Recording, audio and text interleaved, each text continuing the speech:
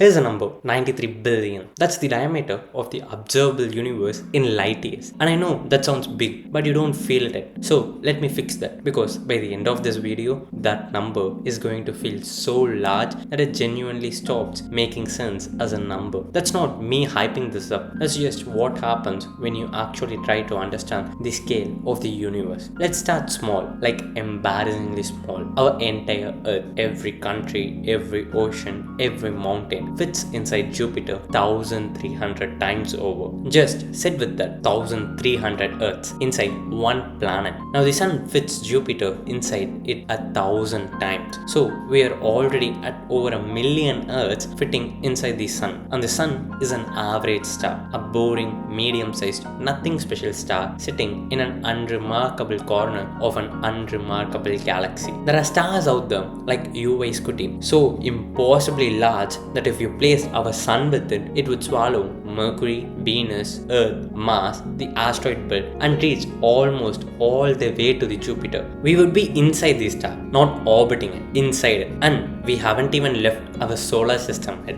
Here's something that will reframe how you think about distance. The moon is about 384,000 kilometers away from Earth. That sounds far, but here's the thing. If you lined up all 7 other planets in the solar system side by side and place them between Earth and the moon, they fit just barely, but they fit, all of them, in the gap between us and the moon. Now, Neptune. Neptune is the furthest planet from the Sun. It sits about 30 times further from the Sun than we do. 30 times. If Earth is 1 step away from the Sun, Neptune is 30 steps. And the Voyager 1 spacecraft, which launched in 1977 and has been flying non-stop ever since, only passed Neptune's distance from the Sun in 1989. 12 years of flying just to reach that distance. Voyager 1 is now the furthest human-made object ever. It has been flying for nearly 50 years and it has barely left the solar system. The nearest star to us, Proxima Centauri, is so far away that even at Voyager speed, it would take over 70,000 years to get there. 70,000 years to reach the nearest star. And that's just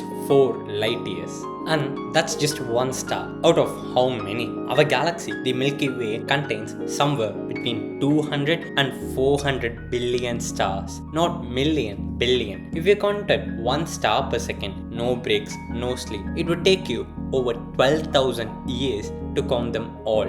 And that's just our galaxy. The Milky Way stretches roughly 100,000 light years across. Light, the fastest thing in the universe, covering 300,000 kilometers every single second, would take 100,000 years to cross it end to end. To put that in perspective, when light that is currently leaving the other side of our galaxy finally reaches us, humans as we know them won't exist anymore. That's how far across our own galaxy is. And our solar system, we sit about 26,000 light years from the center, roughly halfway out on one of the spiral arms. Not the center, not the edge, just somewhere in the middle. Unremarkable. It takes our solar system about 225 million years to complete one orbit about the galactic center. One lap. The last time we were in this exact position, dinosaurs haven't even appeared yet. But here's where it gets genuinely hard to process. The Milky Way is not alone.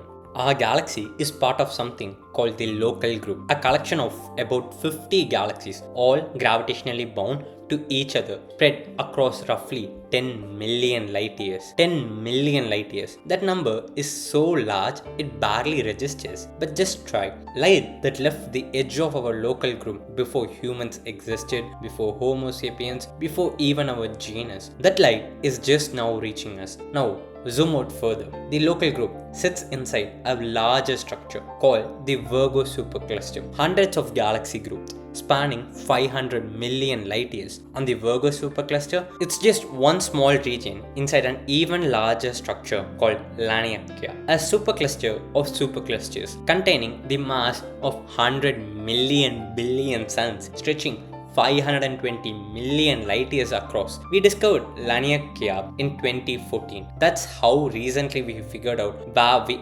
actually live in the universe. And Laniakea is one of millions of structures like it. There are an estimated 2 trillion galaxies in the observable universe, each with hundreds of billions of stars. The total number of stars we can observe is roughly a 1 followed by 24 zeros. There is more stars than there are grains of sand on every beach, every desert, every ocean floor on Earth. Not close, not roughly equal, more by a lot. I want to pause here and actually ask you something. When you hear numbers like this, do they excite you? Or do they make you feel genuinely small and unsettled? Drop it in the comments, because for me, honestly, both, every single time. Now, here's the thing that quietly breaks everything. We keep saying observable universe because that's all we can see. Light travels fast, but it doesn't travel infinitely fast. The universe has been expanding since the Big Bang 13.8 billion years ago. Light from beyond a certain distance simply hasn't had enough time to reach us yet. So there's a boundary, a horizon. Beyond that, the universe almost certainly continues, but no telescope ever built, no matter how powerful, can show us what's past it. The observable universe is 93 billion light years across, but the actual universe, nobody knows. It could be hundreds of times larger. Some models suggest it could be at least 250 times bigger in every direction. Some models suggest it could be infinite, genuinely, mathematically, possibly infinite. And if it's infinite, then every possible argument of matter that can exist exists somewhere. An infinite universe has room for everything, including statistically another planet almost identical to Earth, another version of this video playing, another version of you watching it. That's not philosophy, that's just what infinity actually means. And some physicists don't stop even there, because certain theories in physics, particularly around what happened in the very moment after the Big Bang, suggest our universe might not be the only one. That universe could be actually forming constantly, like bubbles, each with their own laws of physics, their own versions of reality, a multiverse. Now, I'm not going to go down that road today, because honestly, that deserves its own video entirely. And I'll be real with you, that script broke my brain writing it. So subscribe, turn on the notifications, because that one is coming and it goes places this video doesn't even touch. So here's where we land. You live on a planet that fits inside Jupiter over 1,000 times. That planet orbits a star so average it doesn't even have a proper name, just the Sun. That star is one of 400 billion in a galaxy it takes light 100,000 years to cross. That galaxy is one of 2 trillion we can observe, and what we can observe might be a fraction, maybe a tiny fraction of what actually exists. You are here in all of that, and somehow on this one rock something evolved that could look up, build telescopes, do the math, and start to actually understand the scale of what surrounds it. The universe didn't have to be knowable, it didn't have to make sense to anyone, and it slowly, piece by piece, it's letting us in. Subscribe if you want to keep going, because we are just getting started.